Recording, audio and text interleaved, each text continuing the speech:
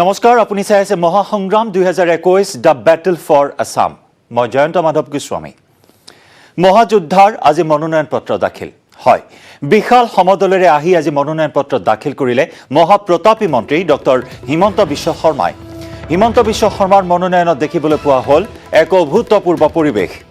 হাজাৰ হাজাৰ সমৰ্থকৰ উপস্থিতিত স্তব্ধ হৈ পৰিল মাছখোৱাৰ পৰা পাণ বজাৰ।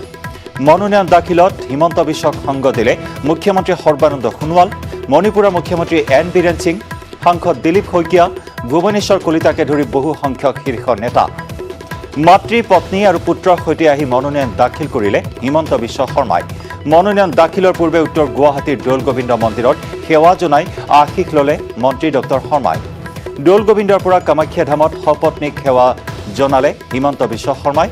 আৰু ইয়াৰ পিছতেই সোণাৰাম খেলপথাৰৰ পৰা হাজাৰ হাজাৰ সমৰ্থকক লগত লৈ সমদল কৰি উপায়ুক্তৰ কাৰ্যালয়ত দাখিল কৰিলে মনোনয়ন।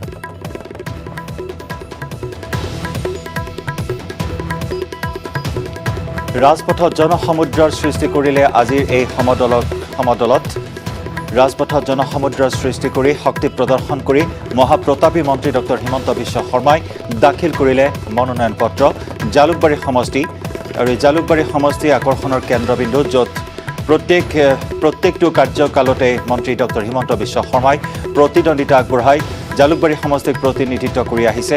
আৰু এইবেলিও প্ৰতিদ্বন্দ্বিতা আগবঢ়াব জালুকবাৰী সমষ্টিৰ পৰা মন্ত্ৰী ডক্টৰ হিমন্ত বিশ্ব শৰ্মাই। আৰু আজি পত্নী, পুত্ৰ, মাতৃক লগত লৈ মনোনয়ন পত্ৰ দাখিল কৰিলে উপায়ুক্তৰ কাৰ্যালয়ত মন্ত্ৰী ডক্টৰ হিমন্ত বিশ্ব শৰ্মাই। আৰু এই মনোনয়ন পত্ৰ দাখিল কৰাৰ সময়ত ৰাজপথত দেখিবলৈ পোৱা হ'ল এক অভূতপূৰ্ব পৰিৱেশ। হাজাৰ হাজাৰ সমৰ্থকৰ হৰ্ষোল্লাসৰ মাজেৰে মন্ত্ৰী ডক্টৰ হিমন্ত বিশ্ব শৰ্মাই দাখিল কৰিলে মনোনয়ন পত্ৰ। আৰু আজি হৈছে মনোনয়ন পত্ৰ দাখিলৰ অন্তিমটো দিন তৃতীয় পৰ্যায়ৰ নিৰ্বাচনৰ।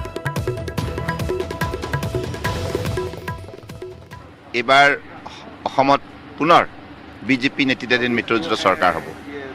আৰু ৰাইজে যোৱা 5 বছৰে যিমান সফলতাৰ মুখ দেখিলে, সুশাসন ব্যৱস্থাৰ সোৱাদ পালে, গতিকে ৰাইজ কনভিন্স হৈছে বিজেপি থাকিলেহে ৰাইজে সন্মান সহকাৰে জীৱন নিৰ্বাহ কৰিব পাৰিব আৰু উন্নয়নৰ দিশত সকলোৱে সমান্তৰালভাৱে সুযোগ পাব।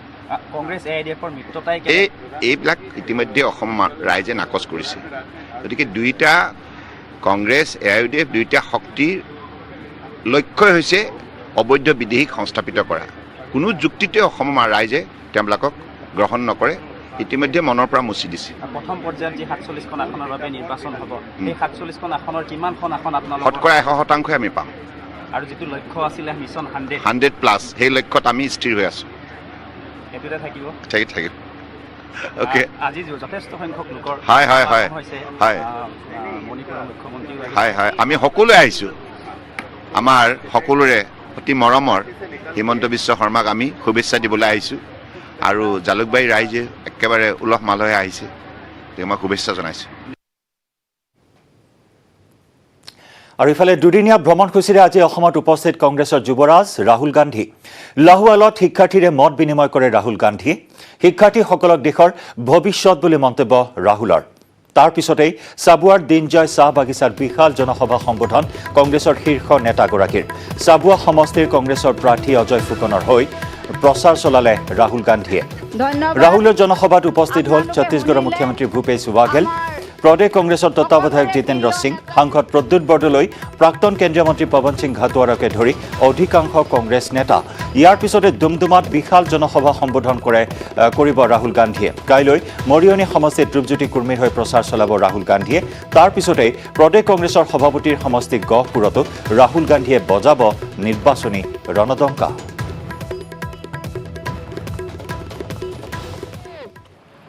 बीजेपी की सरकार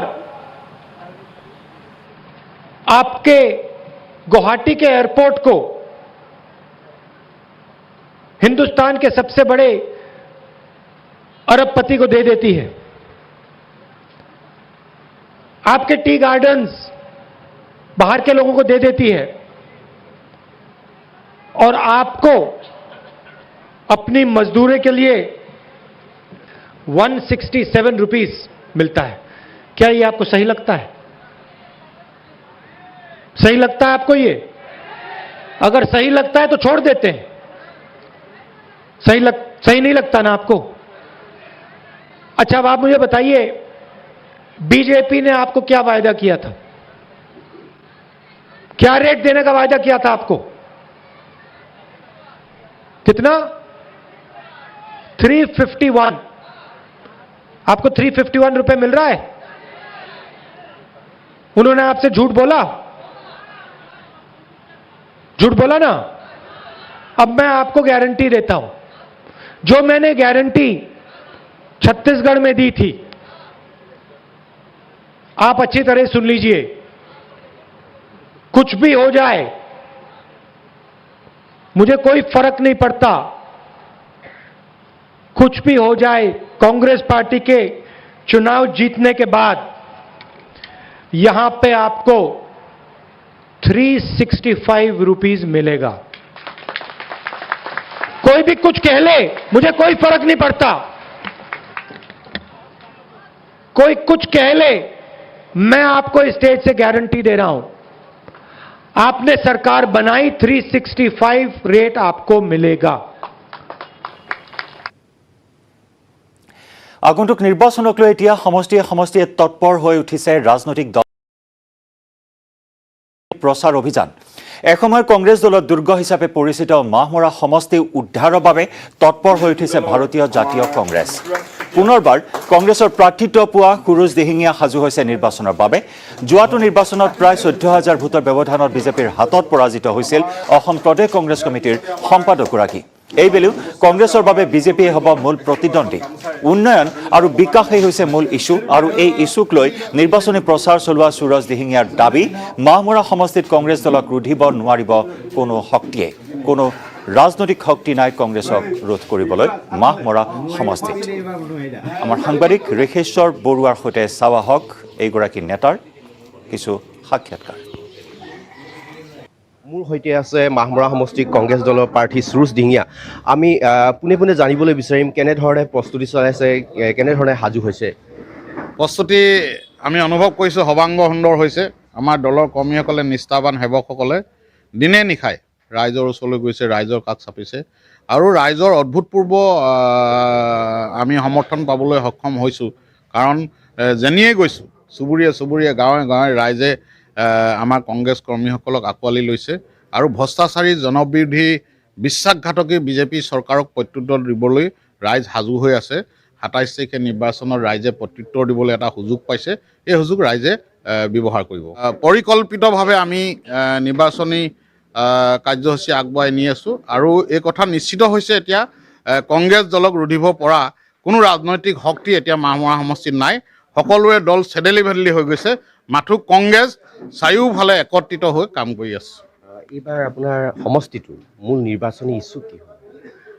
উন্নয়ন আৰু বিকাশ।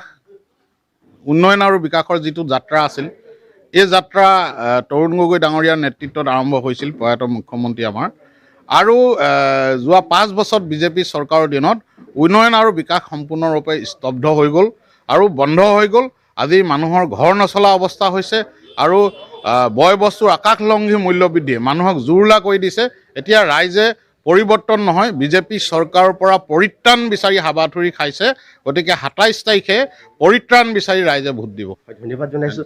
এয়ে হৈছে মাহমৰা সমষ্টিৰ কংগ্ৰেছ দলৰ প্ৰাৰ্থী সুৰুজ দিহিঙীয়া। ইতিমধ্যে সমষ্টিটোত বিজেপি, জাতীয় পৰিষদ আৰু ৰাইজৰ দলেও প্ৰাৰ্থিত্ব আগবঢ়াইছে আৰু তৎপৰ হৈ পৰিছে। নিশ্চয়কৈ আকৰ্ষণীয় হ'ব মাহমৰা সমষ্টিৰ নিৰ্বাচনী যুঁজ। আৰু ইফালে মাজবাট সমষ্টিত তুংগত উঠিছে তৃতীয় পৰ্যায়ৰ নিৰ্বাচনৰ প্ৰচাৰ। মাজবাট সমষ্টিৰ BPFৰ মনোনীত প্ৰাৰ্থী শৰণ বড়োৱে সমষ্টিটোৰ গাঁৱে গাঁৱে প্ৰচাৰ আৰম্ভ কৰিছে। মাজবাট সমষ্টিৰ বিভিন্ন গাঁৱত বিজেপি চৰকাৰ আৰু UPPL চৰকাৰে BTC নিৰ্বাচনত ৰাইজক আভুৱা ভাৰি বিভিন্ন প্ৰলোভন দি ভোট লাভ কৰি বিজয়ী হৈছিল। এইবাৰ যাতে সেই দলসমূহৰ পৰা কোনো প্ৰতাৰণাৰ বলি নহয়, তাক লৈ ৰাইজক সজাগ কৰাৰ লগতে BPFৰ পক্ষত ভোটদান কৰিবলৈ আহ্বান জনায় শৰণ বড়োৱে। আগবঢ়াইছোঁ আমাৰ সাংবাদিক ৰিপুঞ্জয় নাথৰ ৰিপৰ্ট।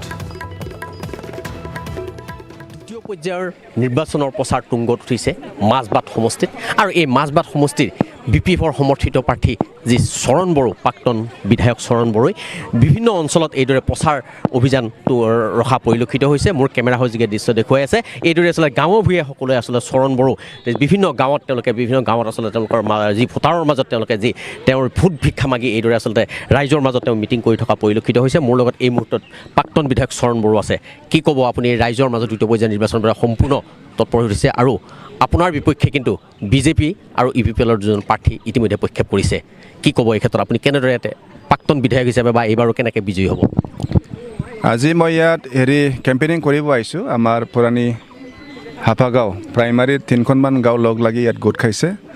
মই যোৱা 5টা বছৰৰ আগত MLA হোৱাৰ আগতে যিখিনি কথা কৈছিল এই কথাকে মই আজি আকৌ ওলাইছোঁ যে তেওঁলোকৰ যিখিনি কথা দিছিল এইখিনি হ'ল নে নাই আমি হিচাপ দিছোঁ। তাৰপিছত অহাবাৰ বিধায়ক হৈ কি কৰিম কি নকৰিম এইবিলাক কথা কৈছোঁ। আৰু মই এইটোৱে কৈছোঁ যে যোৱাবাৰ মই আপোনালোকৰ পৰা বিশ্বাস দি পেলাই মই ভোট লৈছিলোঁ। এইবাৰ মই আপোনালোকক কামৰ কটীয়ান দি পেলাই ভাল হৈছে বেয়া হৈছে এইটো আপোনালোকে বিবেচনা কৰি পেলাই ভোট দিয়ক, মই এইটোৱে ক'ম। এই কথাটো মই কৈছোঁ। আৰু তাৰপিছত বৰ্তমানৰ ৰাজনীতি যি চিনাৰী এইটো মই কৈছোঁ। BJP আৰু UPPL যিহেতু ইয়াত এলায়েন্স তেওঁলোকে মিত্ৰ দল হৈ যদিও তেওঁলোকে দুজন প্ৰাৰ্থী দিছে। তো দুজন প্ৰাৰ্থী দিয়া অৰ্থটো এইটো নহয় যে দুটাও জিকিব। তো এটাকহে জিকাব আৰু এটাক সহায় কৰিবৰ কাৰণে এইটো কৰিছে। তো ইয়াত UPPLৰ যিজন প্ৰাৰ্থী ইয়াত খেলিবলৈ আহিছে আপোনালোকে ভুল বুজিব নালাগে। তেখেতে নিজেও হাৰিব আহিছে, আমাকো হাৰাবৰ কাৰণে আহিছে। তো তাৰ কাৰণে আমি কোনোদিনে হাৰা দলক ভোট দিব আমি কেতিয়াও নোখোজোঁ। তো তাৰ কাৰণে এইবাৰ এই অঞ্চলৰ ৰাইজ যিহেতু BJPকতো ভাল নাপায়, তো BJPক ভাল নাপায় যিহেতু আপোনালোকে যদি UPPLক অকণমানো দিব চেষ্টা কৰিছিল বা ভাবিছিল এইটো কেতিয়াও ভুল নকৰিব, আমাৰ BPF দলক ভোট দিয়ক, এই কথাটো মই কৈছোঁ। আৰু তৃতীয় পৰ্যায়ৰ নিৰ্বাচনৰ দিন চমু চাপি অহাৰ লগে লগে ইতিমধ্যে BTC অঞ্চলত ক্ৰমাৎ তুংগত উঠিছে নিৰ্বাচনী প্ৰচাৰ। প্ৰতিটো দল ব্যস্ত এতিয়া নিৰ্বাচনী অংকত। তাৰ মাজতেই UPPL দলৰ সভাপতি প্ৰমোদ বড়োৰ ঘোষণা BTCত এইবাৰ নিশ্চিহ্ন হ'ব BPF। BTCৰ অন্তৰ্গত 12খন আসনেই মিত্ৰজোঁটে লাভ কৰিবলৈ সক্ষম হ'ব। এই ক্ষেত্ৰত UPPLে 8খনৰ উপৰি বন্ধুত্বপূৰ্ণভাৱে প্ৰতিদ্বন্দ্বিতা কৰা সমষ্টিত তেওঁলোকে দখল কৰিবলৈ সক্ষম হ'ব আসন। এই মন্তব্য প্ৰমোদ বড়োৰ। BTCৰ মুখ্য কাৰ্যবাহী সদস্য প্ৰমোদ বড়োৱে UPPL দলৰ প্ৰাৰ্থিত্বক লৈ সৃষ্টি হোৱা সংঘাত নিৰাময় হোৱা বুলি জানিবলৈ দি কয় যে চাপাগুৰিত প্ৰাৰ্থিত্ব নাপাই কিছু বিসংবাদ হৈছিল যদিও সেয়া এতিয়া মীমাংসা হৈছে।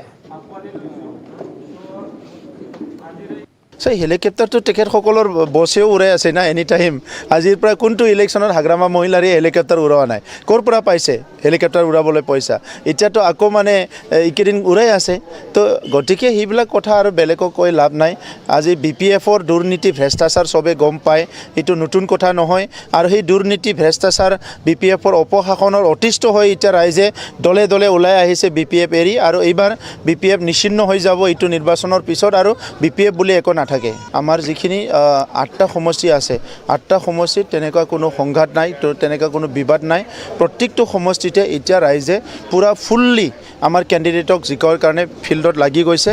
আৰু এইবাৰ 8টা ছিট জিকি যাব। আৰু আমি যিটো ছিট শ্বেয়াৰিং কৰিছোঁ, আমি ফ্ৰেণ্ডলি কণ্টেষ্ট কৰিছোঁ, তাতো 1-2টা ছিট আমাৰ আহি যাব পাৰে।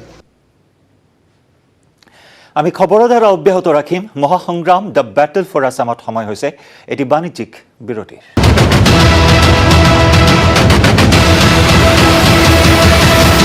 জৰিবৰত উত্তপ্ত পৰিস্থিতি। কংগ্ৰেছ মহাজোঁটৰ প্ৰাৰ্থী আসিফ নাজাৰৰ সমৰ্থক আৰু স্থানীয় ভোটাৰ ৰাইজৰ মাজত উত্তপ্ত পৰিস্থিতিৰ সৃষ্টি হয়। হাতে হাতে লাঠি বাঁহ লৈ স্থানীয় ভোটাৰ ৰাইজক আক্ৰমণ কৰিবলৈ খেদি আহিল কংগ্ৰেছী সমৰ্থক। লাহৰীঘাটৰ বিধায়ক ডক্টৰ নজৰুল ইছলাম আৰু আসিফ নাজাৰ গো বেক বাপ বেটা হটাও সমষ্টি বচাও শ্লোগান দিয়াক লৈ উত্তপ্ত পৰিস্থিতিৰ সৃষ্টি কৰে কংগ্ৰেছী গুণ্ডা বাহিনীয়ে। লাহৰীঘাট সমষ্টিৰ জৰিবৰত নিৰ্বাচনী প্ৰচাৰ কাৰ্যালয় মুকলি কৰিবলৈ আহি এনেদৰে ৰাইজৰ ৰোষত পৰে প্ৰাক্তন মন্ত্ৰী বিধায়ক ডক্টৰ নজৰুল ইছলাম আৰু তেওঁৰ পুত্ৰ কংগ্ৰেছ মহাজোঁটৰ প্ৰাৰ্থী আসিফ নাজাৰ। ঘটনাস্থলীত ভোৰাগাঁও আৰক্ষী আৰু লাহৰীঘাট আৰক্ষীৰ লগতে অৰ্ধসামৰিক বাহিনীৰ সহযোগত নিয়ন্ত্ৰণ কৰে পৰিস্থিতি। উল্লেখযোগ্য যে বিগত 42 বছৰে বিধায়কজনৰ পৰিয়ালকেন্দ্ৰিক শাসনত অসন্তুষ্ট হৈ উঠিছে সমষ্টিবাসী।